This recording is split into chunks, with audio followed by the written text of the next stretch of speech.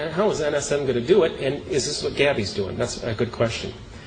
Quote, the U.S. also proposed to join with other developed nations in an international collaborative effort of research in human reproduction and fertility control, covering big medical and socioeconomic factors. The U.S. further offered to collaborate with other interested donor countries and organizations, and they list World Health, UN Population Fund, World Bank, UNICEF, to encourage further action by lesser developed country governments. So there we're going to do some research, science. The methods of NSSM, they wanted it to be inexpensive and safe. They wanted it to be perceived as safe, for sure. Non-physician, which means they wanted to implement this to huge populations. There are not enough doctors to do it, and vaccines are perfect for that. You don't have to be a physician in these countries to vaccinate. In 1989, research was conducted by the National Institute of Immunology in New Delhi, India, on the use of carriers such as tetanus toxoid and diphtheria to bypass the human immune system and deliver the female hormone called human chorionic gonadotrophin, or HCG. While the HCG hormone is required to maintain pregnancy, the injection of HCG bound to tetanus triggers an autoimmune response to the hormone, thus causing sterilization, or miscarriage if given during pregnancy. The research used 4 women as test subjects who had been surgically sterilized prior to the experiment. The research also found that if an alternate carrier such as diphtheria was used as a booster in combination with tetanus, the sterilization vaccine would be more effective. The Rockefeller Foundation and the Population Council are listed in the document as giving grants for the research.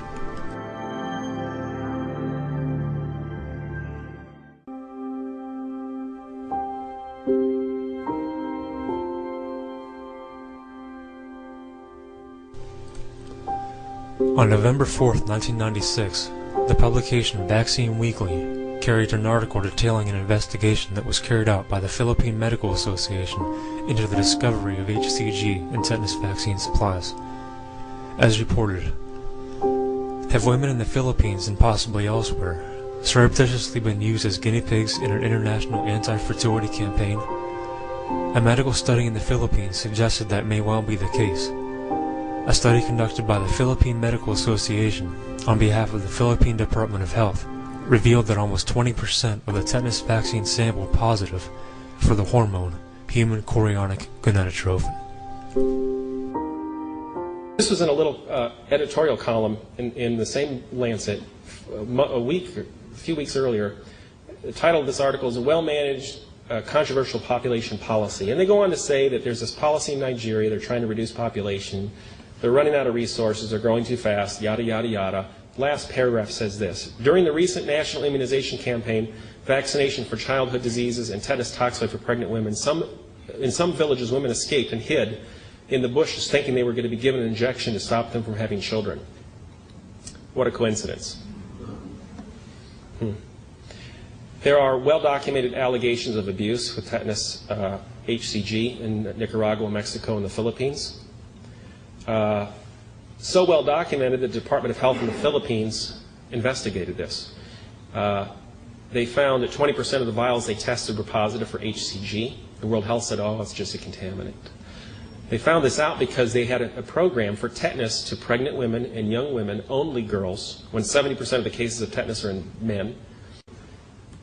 It was a subject of a BBC film, a documentary. And I met Sister Mary Pilar Versosa, a wonderful woman. I met her in Chicago this year to hear the story. They gave it to young women, and the women had fouled up fertility cycles. They had vaginal bleeding, serious complications, abortions. And the vials she tested, independently of their medical society, 3/4 were contaminated.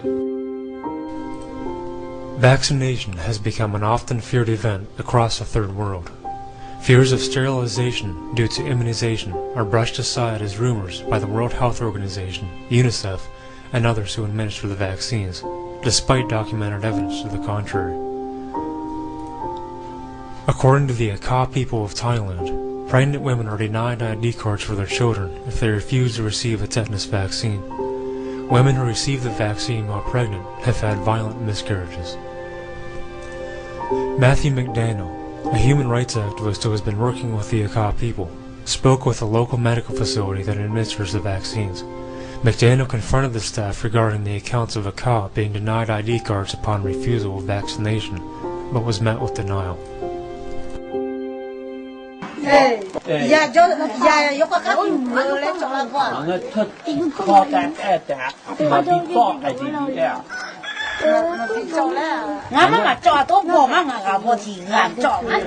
Kon aka put martini morphed niไม่ให้วัคซีนไปกูไม่ให้ใช่ไหมไม่ใช่อ่ะจ่อแล้วบล็อกแล้วจ่อซัวหมอน้อมาบิจ่อหมอจีจงไม่ใช่แล้วแหละมันเลยหมอน้อยจีน้อมาอีหมอจีก็มาจ่ออีน่ะไปคือก็มาดีแล้วก็มาดียาแล้วเนี่ยเนาะ That's what she said. Pay attention to this. This woman just said that the reason she went to get the vaccine is what they all know. If you don't take the vaccine, if you won't let them vaccine you when you are pregnant, you will not get an ID card for your baby from Thailand. มันเป็นหน้าที่ของอำเภอไม่ใช่หน้าที่ของเราไม่มีหน้าที่ออก มีแลกเกิดทำที่นี่วัคซีนทำที่นี่อำเภอไม่ทำที่นี่ นะคะคุณจะใช้เอกสารจากของเราคือสมุดสีชมพูการจะให้เป็นคนไทยหรือไม่เป็นคนไทยมันจะอยู่ที่อำเภอค่ะอยู่เป็นสิทธิ์ของอำเภอไม่ใช่สิทธิ์ของอนามัยนะคะอะไรดียูทำวัคซีนที่นี่นะวัคซีนต้องทำวัคซีนทำที่นี่มันเป็นกระบวนการการฝากท้องไงคะคือถ้าเกิดคนท้องมาปุ๊บใช่ไหมคะเราต้องดูแลทุกอย่างให้เขาไงคะถ้าเกิดเขาเกิดลูกออกมาตายหรือว่าแม่เขาตายก็คือมันเป็นความผิดของเราไงคะการแจ้งเกิดเนี่ยแจ้งเกิดคุณจะเป็นคนไทยหรือว่าเป็นคนไทยจะเกี่ยวกับอำเภอค่ะไม่เกี่ยวกับอนามัยเลยที่เป็นคนอาค่ะไม่ชอบวัคซีนทำกันอะไรคนอาค่ะไม่ชอบวัคซีนไม่ชอบวัคซีนหายไปดูหายไหมการไม่ชอบเขาไม่บอกหมอนี่คะว่าเขาไม่ชอบนะไม่เย็นเนี่ยบอกทุกวันไม่หาย They tell us it'll make the babies good if we get the vaccine. I said, well, but that's not all the evidence there. The real issue is they're telling you if you don't want the vaccine, you can't refuse it, or you won't get an ID card for your baby. That's the issue, not whether or not the vaccine's good or bad. It's that you're not being given the choice. And they're all like trying to go around the subject because they don't want to admit that they are having something forced on them. Because why tweak your reality? Why have all this stuff pressed in on you and have to admit all the time that your life's a heck of a mess, that you have no say? You know, like she even said when I pointed to the injection spot, she said that's not it. Well, that's exactly where it was at, but she's already like, I want to deny my reality. Nothing's happening to me. I'm just doing as I'm told. I'm on autopilot. And this is the denial that you get in the villages that have no rights. They're just all in denial mode all the time. And people come and do research and said, everybody's happy. And just walk away like, that's okay, she doesn't mind about the shot.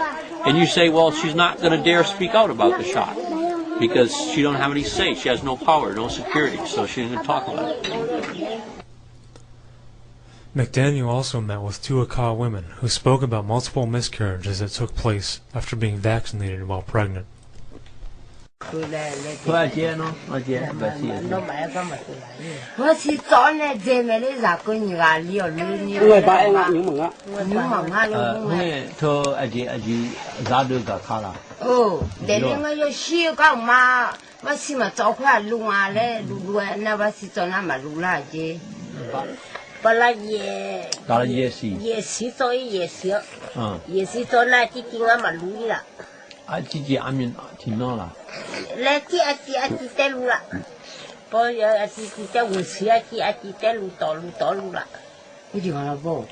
Yes, biang abi toy ngayon na yes, biang abi toy na ti ati ko na le ho miani malua ji ati telu ja na ho si ko ni ati tele ni ja na he de ngayo shi bo hu le ga lo ja no ko ma to ko mi alu me le to ma to ma si ma to ko le la ba ni la to nya le ma nya le